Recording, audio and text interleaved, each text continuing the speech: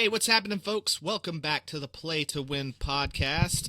I am Alex, and I've got my other game guru co-host here, Jared. What's up, folks? We're going to talk some fun stuff today, but first, we want to talk a little bit about what's going on in the world of gaming. So, since the last time we talked, there have been some massive changes. Everybody's shutting down studios, everything is getting canceled. I'm hyperbolizing a little bit, but there have just been massive layoffs over at Microsoft, specifically in Xbox. Jared, what are you thinking about all these layoffs over at Microsoft? I know one of the games you're really a big fan of, Forza, at Turn 10 Studios. Forza just got canceled going forward, and Turn 10 Studios has basically been relegated as a support studio. And we lost a huge, I think it was 50% of their staff. Yeah. I think it's unfortunately this was inevitable based on how the past decade of big game studios has gone. I mean, it's just been this arms race of acquiring studios and IP amongst, Xbox, PlayStation. Nintendo's kind of free from this because they're kind of their own beast, but even big studios like EA and what was it called before they got bought by Microsoft? But Activision. Yeah, Activision. It was just so unsustainable that they just kept stacking all these studios, expecting the market to stay sky high. And then people got tired of all the trash and all the delays and all the unfinished games that were getting released. And, eventually the House of Cards fell down. And yeah, it's just, it sucks. Because I feel like if a lot of these studios would have gone untouched and just kept on doing what they were doing, they'd still be releasing stuff. It'd still be super high quality. Maybe find a way to interject money into these studios and just sponsor them a little bit and get a cut of them, as opposed to just taking this IP, figuring out it doesn't work for you in your big corporate model, and then just spiking it. And of course, I will forever be bitter about Dead Space. Oh my God! Yeah, as I was saying that, I was just thinking about Dead Space and Visceral. Yeah. But yeah, I think it was inevitable, and I just think that this arms race of the past decade's been unsustainable, and this is just the ultimate result of it all. Well, you mentioned a couple of pieces there that I want to pick out, and one being Nintendo has figured it out somehow. They are releasing games monthly. I think Nintendo has kind of this play where they release a first-party, or at least a first-party published game every month throughout a year. Yep. They seem to have less bloated games. The games aren't massive. Even Tears of the Kingdom's 120 hour, massive. But it's 120 quality hours though. It's not. Yes. Yeah. And I don't mean bloated in the sense that there's a lot of fluff, but it's a massive game. Right. It's probably got one of the higher production costs. But it also reuses a lot of assets and other games. Which is fine. Yeah, I think there's this idea, and I think gamers are to blame in part for this. Yeah. Everything needs to reinvent the wheel and completely recreate everything, and that's problematic. And so you've got these really long production lines for everything. And if you spend 10 years producing a game and it doesn't come out, well, of course you're going to get shut down. I mean, what business can work for 10 years without gaining any kind of profit, right, or gaining any kind of income at all? It's not sustainable. Well, and you're also, at the same time, you're burning money, but you're also burning the trust of the consumer the longer you stretch this out. So it's just, death by 1,000 cuts. It's this idea. I mean, we've heard this false quote that a good game or a bad game is bad forever, a rush game is bad forever, whatever that happens to be. But a good game, if you eventually release it and it's good, that's awesome. I'm butchering the quote, but the quote's made up anyway. Yeah. But it just doesn't fit, because if you spend too long producing one game and before you move on, you've got nothing to show for it. Where at least I'm not saying release a bad game, but at least if you released something and recouped some of those costs and didn't keep digging the hole, you could move on to the next game and learn from that. So that was kind of the other piece of this, is these just massively long cycles causing game companies, publishers, to lose faith, and audiences to lose faith in the development teams. So that really, I think, ties into the next big studio closer, which is the Initiative. This was a studio that was completely built from the ground up as a quote-unquote quadruple A studio by Microsoft to develop the revamped Perfect Dark, the reboot of Perfect Dark. I don't know about you, but I mean, that game looked really cool. Did you watch that trailer? Yeah, I didn't play the 64 and the older versions of Perfect Dark, but I was ready to jump in on this and dive into the lore because it looked so different than anything else that's been out recently. It looked fantastic. But, you know, I think people were initially shocked that, hey, Microsoft just shut down the studio, closed the project, laid off all these people. But if you've been following the story, they brought in, I forget his name, he was one of the heads over at Crystal Dynamics to run the studio. I know you're talking about it. From the get-go, there were issues with people he seems like he's a kind of guy who has a very specific vision, and he can be hard to work with. And it seemed like the team did not jive with him at first. And so there was lots of turnover and issues early on. They ended up the game got reboot internally a couple of times. They ended up having to bring in Crystal Dynamics to help with the game. Which to me, hey, that's kind of a cool story. Let's get an outside studio and let's kind of support each other and work on things. But that seems like a bad omen when you're having to bring in another studio from outside of Xbox who owns a whole bunch of studios to fix your game, to get it to even be developed. Then you fast forward a little bit. It's been, I don't know, 5-6 years by the time we get that trailer that we had last year, which was fantastic, by the way. Looked amazing. Looked like it was actually getting close to being done. And then you kind of hear that it was a little bit smoke and mirrors. Like, it wasn't a lie, it wasn't made up, it was real, but if you, didn't do exactly what that person playing that demo did, it didn't work. So it was an overly optimistic vertical slice of the game that was a little bit unrealistic of the actual final product, at least at that time. And I'm not sure the exact number, but that's 7 years into development. And also, I'll note a couple of things. This was a brand new studio, so it's going to take a little bit longer to get something up, right? And I don't know what engine they use. I don't know if they developed their own engine. I think they were just using Unreal 5. I don't know that for a fact. They may have developed their own engine, which takes longer as well. Yeah. But it doesn't surprise me when they're pumping probably a ridiculous amount of money into this game, and they have nothing really worth showing after 7 years, that it gets shut down. And I'm not saying I'm excited that it got shut down. I'm not saying I wanted it to get shut down. I'm just not surprised. And I think people talking about how I can't believe they do that. Really though? Is it really that surprising that it happened? I think something that needs to go away, and we've talked about this before, and I know all the other game media has talked about this before, but quit announcing stuff before you have an actual playable build. Stop doing it. I'd rather not hear anything about a game, and then I see an announcement, and they're like, out next year. It'll be ready to go on day one. I'd be like, oh, cool.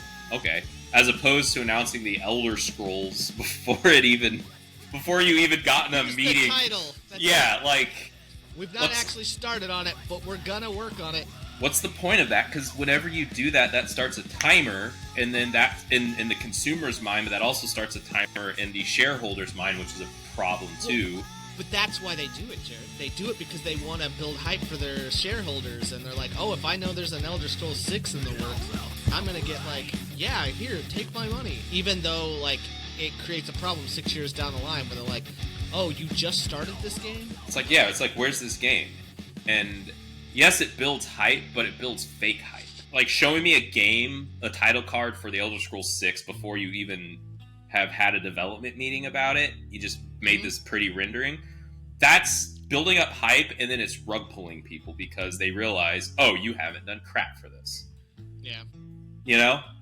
Like, they announced that before they even finished Starfield. Starfield wasn't even finished. Like... Some of that's on us, too, because you and I are, like, more plugged into this stuff, so we hear about these things, like, way earlier than maybe a more casual consumer. Yeah. But that's still out there. That information's still out there. That's still, like, creating hype. That's still creating an expectation, right or wrong. Right. The last thing I'll mention, so I'm shocked that Forza is gone, because that game was actually doing well. They have done nothing but create great games. Yeah. I'm not shocked about Initiative, although it sucks. There was an MMO canceled by Xbox in Bethesda for ZeniMax Online. Yep. A new IP, and that one's understandable that they would take a little bit longer to get that done. It seems like a lot of people are pointing to, I mean, there's been a lot of rumors about all the different things going on, and Xbox got a lot of flack for this. Microsoft got a lot of flack for this. And people are blaming everything from Game Pass to Microsoft taking over to mismanagement by Phil Spencer and the Xbox teams. I'm not to say that none of that is relevant, but it actually seems like it was Microsoft wanting to shift $80 or $90 billion into AI development. And where's that money going to come from? They're going to have to slash across the board, because it wasn't just Xbox that lost. Yeah. Microsoft as a whole. I think Microsoft as a whole cut 9,000 jobs or something like that. Yeah. And Xbox just happened to, I think it was like 3,000 in Xbox or something. I'm not sure the exact number, so don't quote me on that. But I know it wasn't just Xbox. It was Microsoft as a whole. And it seems like that it was a shift in ideology. And that comes from the Seattle Times that was talking about that, because Seattle got hit. I mean, obviously, a lot of these people live in Seattle. Mm-hmm. Microsoft is based out in the Seattle area, right? So it's unfortunate. We'll keep moving on, though. Yeah. So talk to me a little bit about this. There's an update for Cyberpunk. Yeah, they just released 2.3. What is this, 5-6 years after the game released? They've done a lot of patching, as you would expect from a game release. But what's interesting about it is in the last update that they did, which I never really played much of it, they added in more cars, but they also added in the ability to change the car's color, like on a dime. So it kind of changed the dynamic of police chases and stuff. And with this, like a kind of camouflage type. Yeah, so like you could be running from a cop, but as soon as you got out of their direct line of sight, you can flip the twin tone on your car and change it to like red from blue, and then the police are off your trail because they're looking for a red car. Cool. So they expanded that functionality to more of the cars and bikes in the game, so that was a big part of the update. But they've also added 3 new vehicles that have never been in the game, with 3 new little side quests to get those, which I have not come across yet. But man, like, I didn't play Cyberpunk for probably a year, and jumping back into it now, it still feels like a different game. Like, they've been putting that much work into it. So if y'all are Cyberpunk players, jump into it now if you haven't played in a minute, because there's a lot of cool new features. If you haven't been playing Cyberpunk, definitely hop back into it, because it's a very different game than what you've probably played in the past. I've even heard rumors of some people getting Phantom Liberty for free. I looked into that after you said that, and I was not one of those lucky few. Yeah, some of them did. So CDPR is really trying to keep the good grace going with this game, and it even gets me more excited for Witcher 4, which I know we're not pegged to talk about that, but that trailer dropped, which looks amazing. And there's even been rumors of them adding a new DLC to Witcher 3 to build up Witcher 4. I haven't heard that one. So, and we can dig into that and talk about it more later. But in any case, CDPR is firing on all cylinders. They're growing as a studio, and 5 years after Cyberpunk's release, even after they said they're done with the game, they're still giving us more. So, well, definitely and to quality. Our earlier conversation, they have also confirmed that they're working on the sequel to Cyberpunk 2077. Yeah, they've named it, and they've started it. So the way CDPR is structured now, it's way more indicative to have a better production cycle for this game versus how they were doing things before. So I think they've learned their lesson. I think Witcher 4 is pretty close. I think the bigger question is, has the industry learned from this? And that's a question we'll see over time. So, I've been playing a little game called Donkey Kong Bonanza. That just dropped last week, actually. Yeah. I think on Thursday, Friday, I forget which day exactly it dropped. Switch 2, exclusive, made by the Super Mario Odyssey team. Fantastic platformer. I'm only about maybe 10 hours in. I'm loving it. It got a 10 out of 10 from IGN. It seems like it's getting really rave reviews across the board on Metacritic and OpenCritic. And it seems to be, and I won't go into too much details, seems to be a interesting prequel story to Super Mario Odyssey and maybe even the Donkey Kong Mario universe. So, interesting. It's really cool. The main mechanic, I mean, it's a collect-a-thon platformer that feels very much between a cross of a Mario, like Nintendo-style game, and a Rare Donkey Kong-style game, or Rare game in general. I think people who like games like Banjo-Kazooie will enjoy this. And you can destroying things is part of the game, but you don't have to destroy things. It's really interesting. Like, part of it is collecting, but you don't really have to collect anything in order to move on. It's kind of an interesting combination of things where it's both easy and can be challenging depending on how you play it. But I'm liking the idea of just being able to destroy everything in the game. My only drawback I've run into so far has been the camera is not... It's cumbersome at times. Yep. Especially when you start really digging deep and destroying a lot of stuff at once. So we'll talk more about that one as the game kind of progresses, but that's the big reason I think people to buy a Switch 2 now. I think that one is much more intriguing in my mind than Mario Kart World. It's really cool. You were off air. We're talking a little bit about something called Mind's Eye. Tell me about that. I have not heard. Okay. I'm not sure if I've heard anything about this or not. Alex, I'm going to take you on a quick little ride here. So, let's do it. There was a gentleman by the name of Leslie Benzies, and he worked at Take-Two, mostly, what's it called? Rockstar North, I think. Okay. It's the big studio that did all the GTA stuff. And so he's produced some of the biggest GTA titles. As any successful video game exec does, he decides to split away from Rockstar and form his own studio. I forget what they originally called it, but they settled on Build a Rocket Boy. And what Leslie planned on doing was essentially building out this program called Everywhere, which would be adult Roblox. So you would have this world, and people can come in and use the tools to create whatever game, however they want. But then they would have games that they produce that would be built into this world, and they all connect somehow, like generationally and whatnot. And one of these games was supposed to be Mind's Eye. So you would jump into Everywhere. You can either do your party games with your friends, or you can jump in and play this single-player thing called Mind's Eye. When you watch the trailer, it looks fantastic. Like, the renderings on it are gorgeous. It has kind of that Grand Theft Auto swagger to it, like the cinematics and everything. Like, it looks so cool. But it turns out it's all built on nothing, and it's awful. So when you really look into Build a Rocket Boy and the release of Mind's Eye was supposed to be released in Everywhere. What happened was the studio ended up running out of money.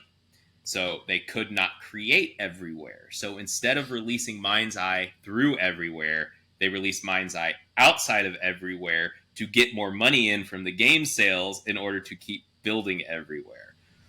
Okay. What they released was, and I haven't played it, I'm not going to waste my money on this, and I suggest you don't waste your money on this either. It's only about 7 hours of gameplay.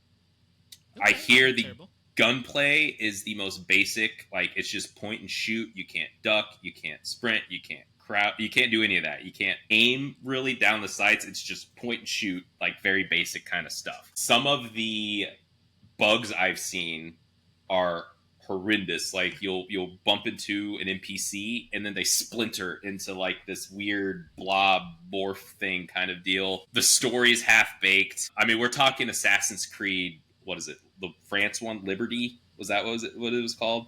Yeah. that level of bugginess, right? Yeah, that game And was so pretty buggy. it was so bad that Steam, PlayStation Store, which is very tight on refunds, PlayStation, they're stingy. They've allowed refunds for this. Build a Rocket Boy's been laying people off like crazy. It just flopped, and people are angry and very disappointed in this game. You know, now that you're talking about this, I think I remember I was listening to the Friends Per Second podcast a couple of weeks ago, and I think they were talking about how bad this game turned out to be and how disappointing it was. And it was, sometimes bad games are fun because they're bad, and this one was bad. This is not one of those. Fun. Yeah.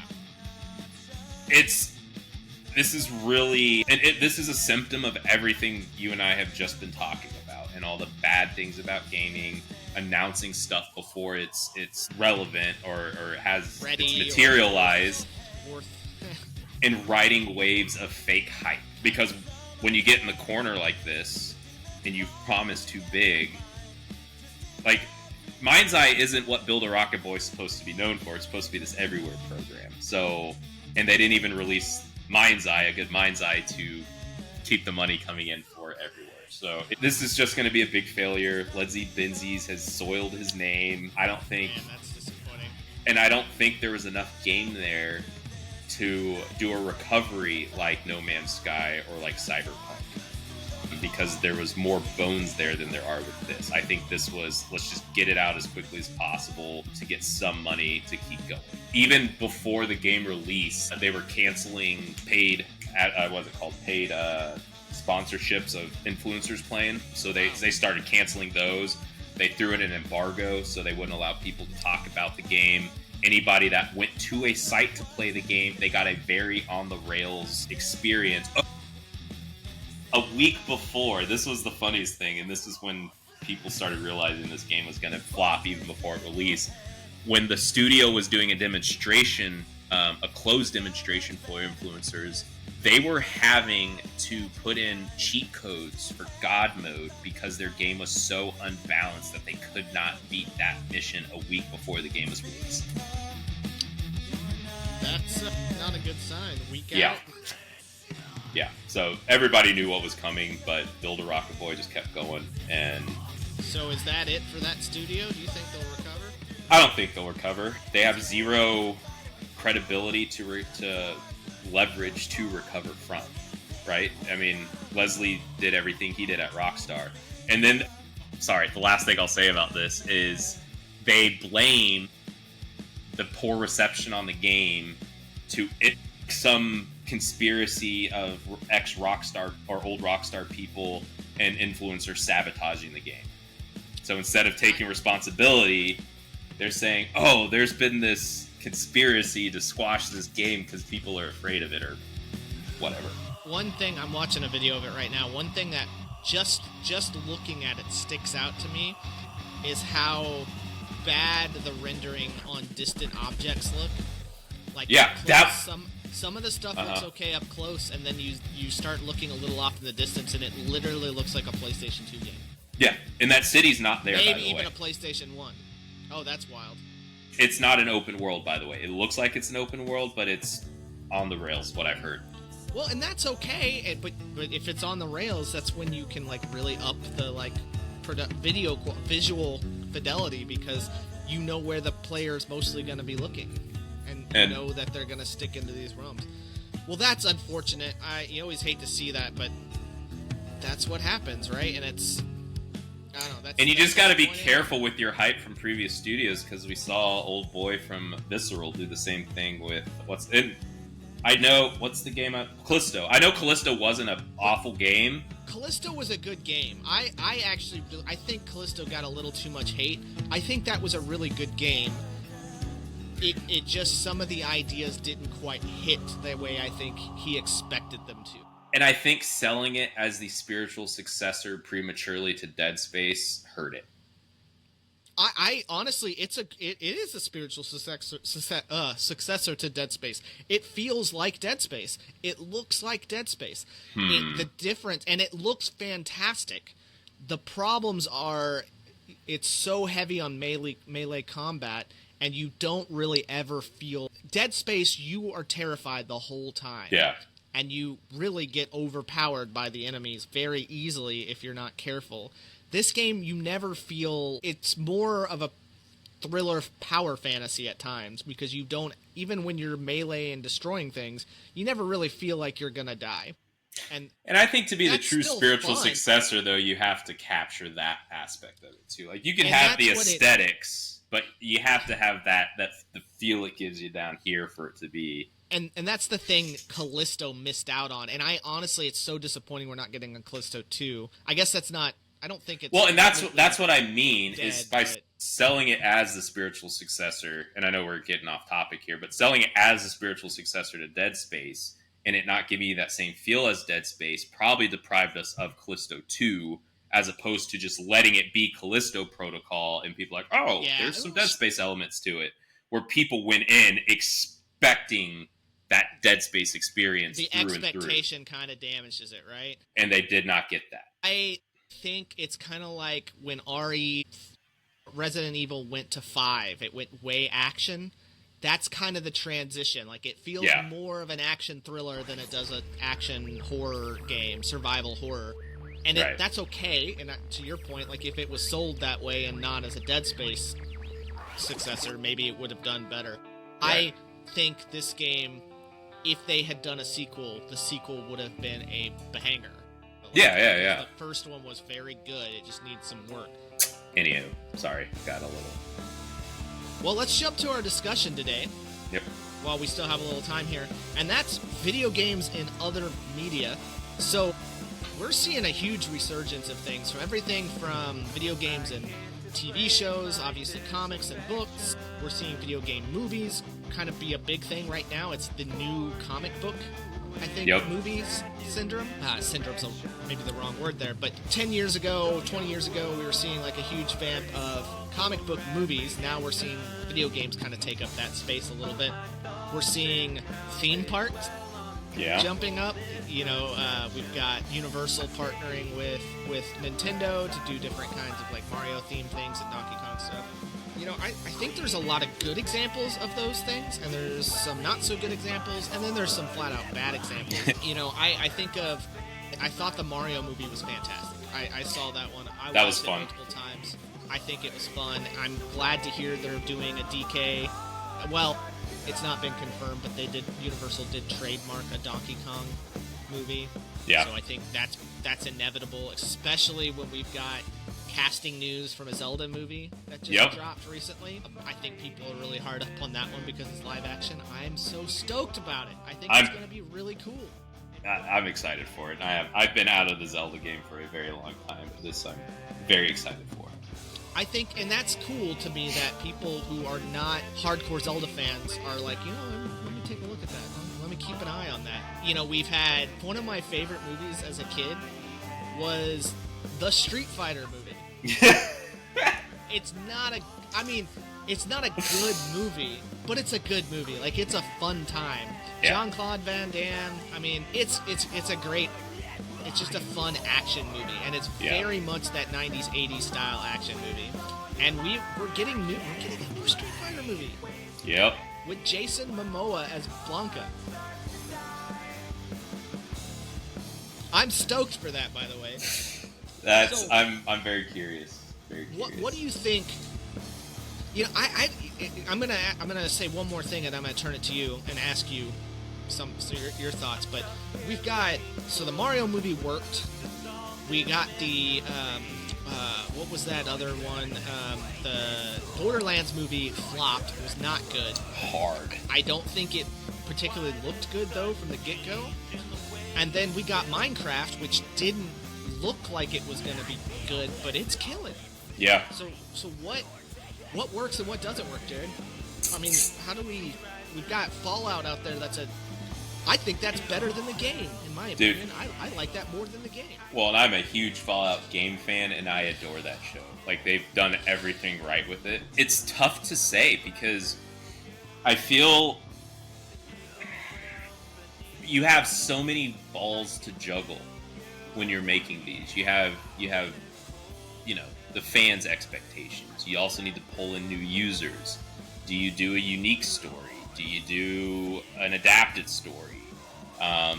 What characters do you bring over? What characters do you don't? What characters can you touch? Like, as far as what can you manipulate and make your own and change and adapt, and who can you not? Like, it's so tough. And I think Fallout, that universe benefits from the fact that they're in a pretty much new location. So they're out in California, which never gets touched in the game. So you already have intrigue from the users. So all you have to work with the Fallout show is just the overarching lore.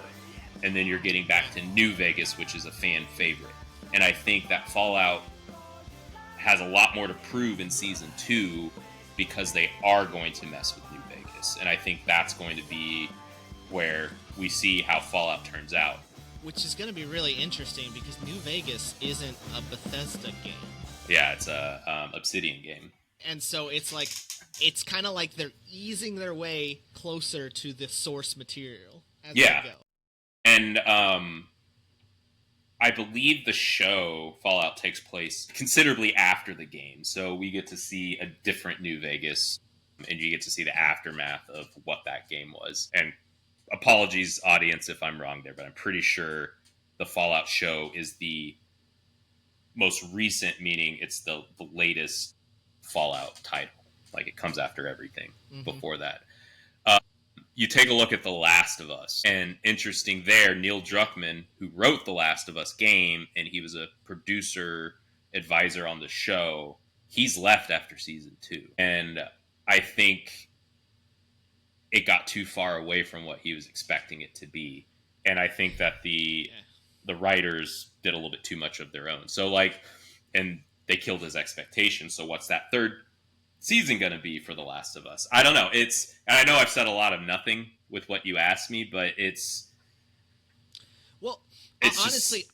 one thing I wanted to pivot off of what you're saying is there's a couple of different approaches that you can take. You can completely ignore the source material altogether, like the Mario Brothers movie from the 80s. Yeah. Completely, utterly ignores the source material. And it was a bad movie. Like, I liked that movie because I was, 5 years old when I watched it the first time. I'm like, oh, this is cool. It's not cool. It's not good. But, I mean, sounds like they had a fun time because they were drunk the whole time making the movie, so whatever. You can do a spot-on, complete, readaptation of the game, which is basically what The Last of Us first season did.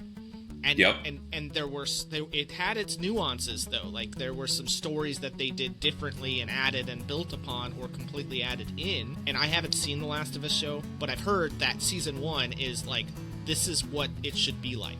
This is how you do it. And then you can also do what Fallout did, which is the source material is here. This is like DLC. It takes place in a different area couched within this universe, and we're going to tell a different story within this world. And that is one of the reasons why that works so well, in my opinion, because people like you and I who watched or played the game, we know all the lore, we're excited for it, we like that. Our world is still intact over here, right, where we played. And people who have never played, like Kayla, my wife, watching it, she liked it because she didn't have to know all that stuff. It just was its own encapsulated story and was fantastic. And so, that's the good thing about how The Last of Us approached it and how this one approached it, Fallout approached it, is because it's inviting to new and old members, right? And maybe you kind of hit it there. Maybe it's the games that don't have a centralized protagonist across the titles work better than the games that do. Because Fallout does not. Fallout, you're a different person every time that either comes out of a vault, or in the case of New Vegas, you're a courier. But The Last of Us 1 is the story of Ellie and Joel and them finding family in each other that they've lost otherwise. And, Season 2 is a story of Ellie coming into her own and getting revenge for the father figure that she lost, and coming to terms with what he did in order to save her life, and her making sense of that. We really can't say the same for Assassin's Creed and why that didn't work. I think the problem with that Assassin's Creed movie was the fact that I don't think Assassin's Creed, the game, knew what Assassin's Creed was, because they were struggling to juggle between Real World and Animus World. And so when you don't know how to do your own story within the games, why would you go and develop this other story? I think part of the reason why Assassin's Creed didn't work is because the end is a freaking mess. Like, what I remember, and this is part of the issue too, is because you're trying to balance and squeeze things into a smaller time, and you're also trying to watch a budget, right? Yeah. That's why I think TV shows have been a good adaptation for a while for games. But you're trying to squeeze this 40-hour, 100-hour, whatever behemoth into 2 hours, roughly. Mm-hmm. And you're also trying to keep the budget realistic. And some of the stuff is very out there. And so, like, Assassin's Creed, he's in the Animus stuff. That stuff was really cool when he was on Abstergo. That stuff is really cool. But then suddenly, we're out of the Animus, and he's a full-fledged assassin, and he's killing some person out something. I'm trying not to spoiler, and I also don't remember all the details. But it just kind of suddenly jumps to this other thing, and it's like, none of this built up cohesively to that. And if you wanted to do that, that would have been a better idea for a sequel. Let's keep it contained in one area and build that way. Like, that's why Assassin's Creed 2 was so beloved universally, because it tells the story of Ezio. Mm-hmm. Yes, we have Desmond over here, and you get to learn and build upon that, but that's the through line throughout the series. So that's going to build in each subsequent game, whereas the story of Ezio, it's contained in this one game. Obviously, it was so good, they built 3 games out of it, and they decided to not follow the Ezio, or the Desmond stuff. But you know what I'm saying there, right? I'm still salty about that. I thought that was cool. What they were planning to do with that, I thought was really cool. I think they got it. It's interesting. We're kind of off topic, but it's interesting that they took the lesson. Everybody for the longest time complained, I want less of the stuff out in the real world, and I want more stuff in the past. So they're like, okay, we're gonna stop doing the Desmond stuff altogether. And now everybody looks back and is like, man, I really wish they would have kept going with that. Because I think the original plan with that, and we'll circle back to the shows here in a sec, but I think the original plan was to have an Assassin's Creed game in the modern world with Desmond tearing it up. Yeah, which would have been really freaking cool. Everything he learned from all these eras of Animus stuff, he applied to. Anyway, then you get like Halo. Like with Halo, I'm glad you're bringing that up. With Halo, here's the deal, and I enjoyed that show in different moments in it. But here's the deal with Halo: you have so much media already. Just use that. Don't try to build a new universe of Halo. Don't just adapt a book story or adapt a game story, and then don't cast Pablo Schreiber if he wants to take his helmet off, because that's not Master Chief. And I was fine with it. I understood how they explained it out in that game, but I'm also a lot more forgiving with this stuff, and I'll sit there and watch something and try to find good elements from it. As a whole, Halo's a rabid fan base that expects a certain thing from their game and from that media, and that wasn't Halo. It wasn't. That was not Master Chief. That was the big thing with the Halo show, is they didn't focus on the best parts of Halo that they could have done, and instead focused on arguably decent sci-fi elements, right? Yeah, there was some cool sci-fi stuff, but they really just kind of turned the lore on its head. Mm-hmm. And the reason why that works in the Marvel universe and in the DC universe is because there is so much media to pull from. But Halo isn't that. It doesn't. It has a lot of media and it has a lot of background, but it doesn't have so much depth that you can literally do anything, and it's like, okay, well, there's an explanation for that. And it has a very clear canon. It does. And comic books don't. And they kind of left, and I think part of this is a budget constraint, and that's why live action can be difficult, is some of the coolest things that they could have done, that they did do, they really didn't do much with. Like the Fall of Reach should have been that should have been season 2. That whole thing should have been about the Fall of Reach, and it would have been amazing. It should have built up to that event. They did all this other stuff other than that. And I will say, I think where they finally got season 2 was actually pretty good, and they had just gotten to the Halo, and I think it actually would have been good. But they they had burned too much money, didn't get enough fan interest, and really just kind of alienated people. And that's the other thing when you're doing with a show. If you don't respect the source material enough, it's the same issue with The Witcher.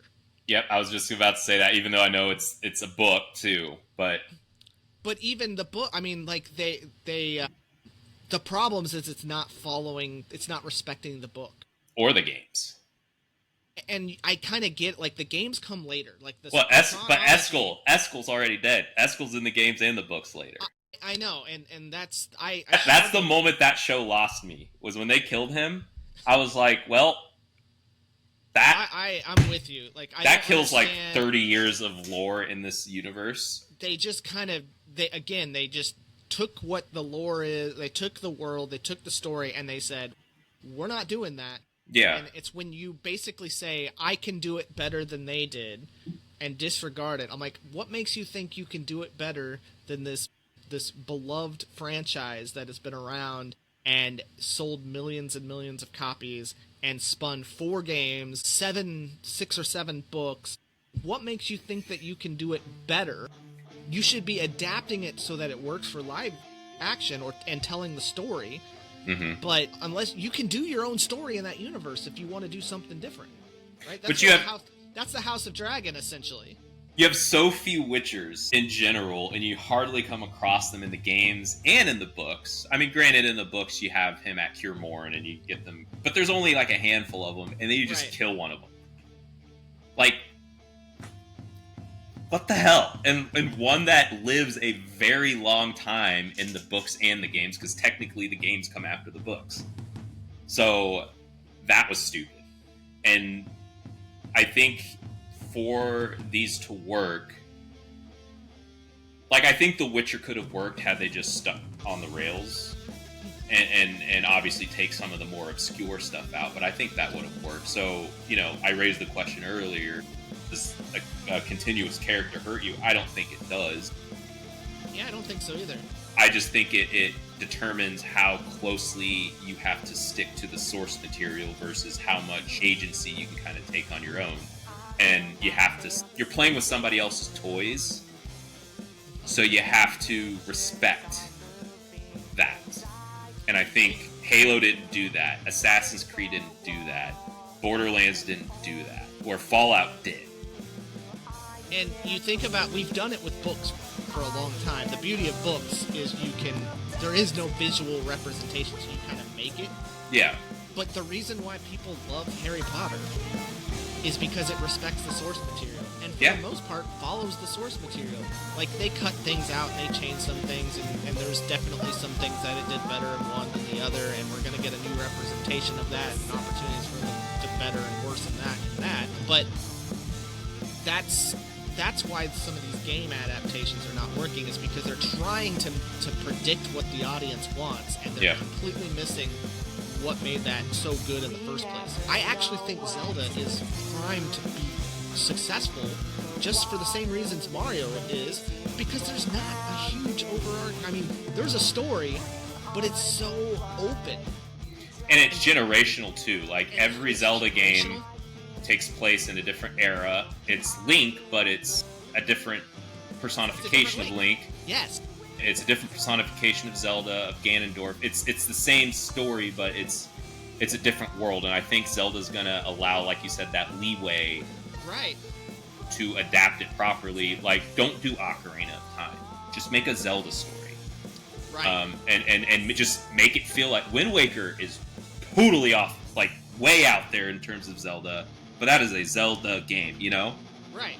And they just have to capture that feeling, and I think they will. I think Nintendo has enough pride and enough control over anything that deals with any of their IP to where they will make sure that this is what it should be. So I have complete faith in anything that they do. Having Nintendo and Miyamoto involved, I think, is very important. Yeah. And the beauty is, whatever story they tell, as long as they don't, like, completely change what those characters are, like, we're gonna turn the Triforce into crystals, and Ganondorf is gonna be this businessman from Acapulco, and yeah.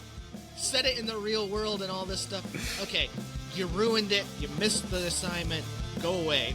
If they just tell a Zelda story, it can be any Zelda story because it will still fit in the canon.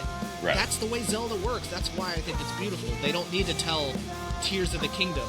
They don't need to retell Ocarina of Time. Honestly, they could retell the original Zelda just because it's so old and broad. But they can fill in a lot of gaps with that. I think that's why this could work, as long as they have elements of what makes Zelda so great. Grand open exploration, these really cool environments. You gotta have the monsters, the magic. You need to have some way of puzzle solving and dungeon exploration. And then you have a boy / teenage man who doesn't talk a lot. Doesn't have to be I think I don't think it has to be a silent protagonist. But I'm thinking they do like a Fury Road with Mad Max. Yes, he spoke, but he didn't say a lot. Samurai Jack. Yeah. Right. Yeah. Silent, a quiet, solemn character because he doesn't need to talk a lot, but you can have like this Navi like character with him that does a lot of the talking for him, and maybe he just like talks with them occasionally. I don't think Link needs to be a silent character. No. But he, the world is going to be more solitary.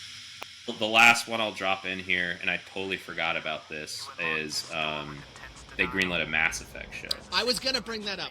Yes. And we can end with this, but like I don't know, I forget the details of it, but it has to follow Shepard, right? Right? And that's the question. That's the question. It's going to be very hard. It has to be Lady Shepard. It would see that's gonna alienate half the audience, right? Because a lot of people think male Shepard, and a lot of people think female Shepard. It's almost, I would almost, if I was gonna do a Mass Effect series, as much as I want to see them tell the story of the games, I would almost do like Fallout, and it's a side story. Yeah, they'd almost have to do that. I'd almost feel more comfortable with that. Imagine if Andromeda was just a side story movie or TV series. Yeah. Something like that, where the stuff in the game happened, but it can still happen the way you did it in your game. And this stuff is all out, this is also going on. I think that's the way you would have to do it. I know Henry Cavill was really involved with that earlier on. Another one. He's making a Space Marine movie. Oh yeah. I don't think he is. I think he's very tied up in his Space Marine stuff. Well, good for him. I would love if we were gonna have him. I'm like, okay, well, he could be male Shepard. He's kind of like the Giga nerd. I love Henry Cavill. The Sigma nerd. He's like, it's cooler to stay at home and play video games than to go out. I'm like, and you look like that. And he was Superman. You're right. So. Right? Oh, it was so great. Okay. In any case. Let's wrap that discussion. What else have you been playing, Jared? I jumped back into Cyberpunk. I wanted to see what the changes were like. It's been a year since I've played that game, and you all know I'm very obsessed with it. So it's been fun to get back in and see how it's been rebalanced, and feels, like I said, like a new game. Before that, I was playing Assassin's Creed Shadows, which a lot of fun, and I'm looking forward to getting back into it. I got sidetracked by Oblivion. Oh yeah. But I'm having a lot of fun with that one still. But Oblivion hit me right when I was hitting that Assassin's Creed, what did I call it in our text? Fatigue.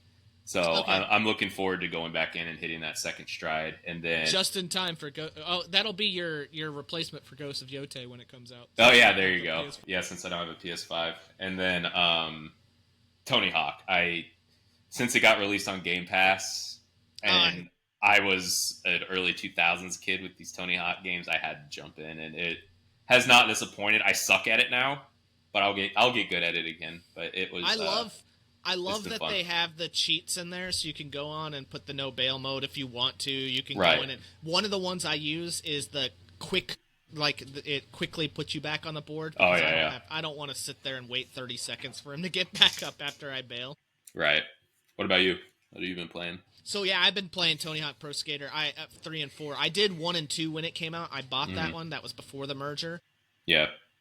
it didn't realize I played as much of 3 and 4 as I did.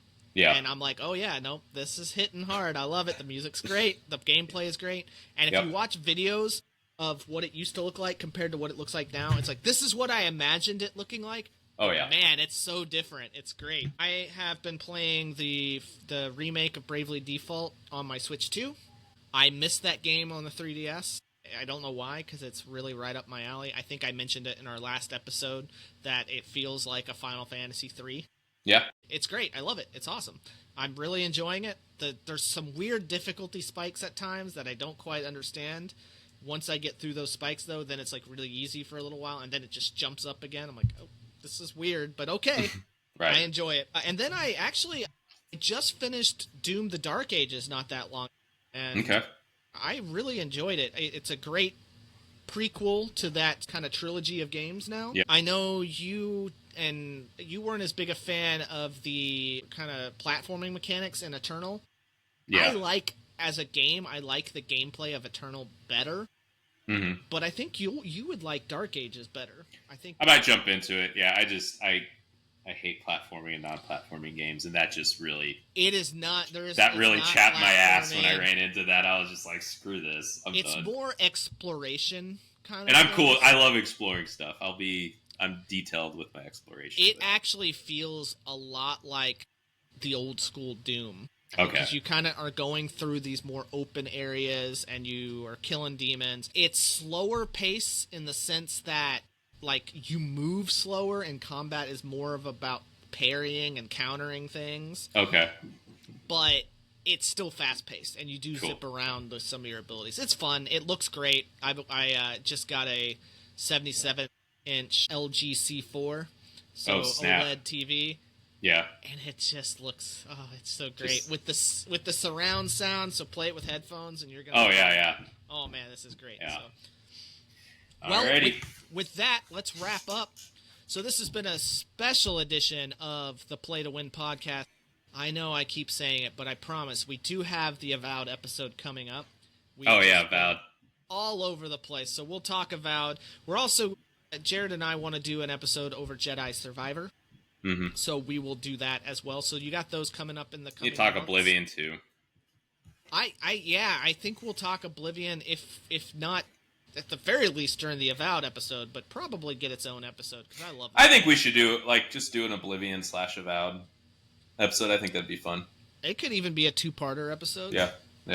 So we might do that coming up in the near future. That's part of the reason why the Avowed episode has been delayed a little bit. It's because we all started playing Oblivion at the same time. Yep. And then there's just been life things going on, so that's been fun. Yeah. Well, thanks everybody who's been listening. This is going to be our second video episode, which will be nice. And there's a lot more to come. Keep hitting us up on play2winpod@gmail.com or at x.com at pod_win. We will have a Blue Sky at some point. I've actually been playing with the idea of doing an Instagram or a TikTok just because this platform allows us to do lots of little shorts and things like that. We might have those in the coming months. We love to hear from you. Please, if you liked our episode, give us 5 stars, thumbs up, leave a nice comment. If you hate us, please tell all of your enemies how much they should listen to this episode so you can punish their ears. And until next time, see you later. Adios.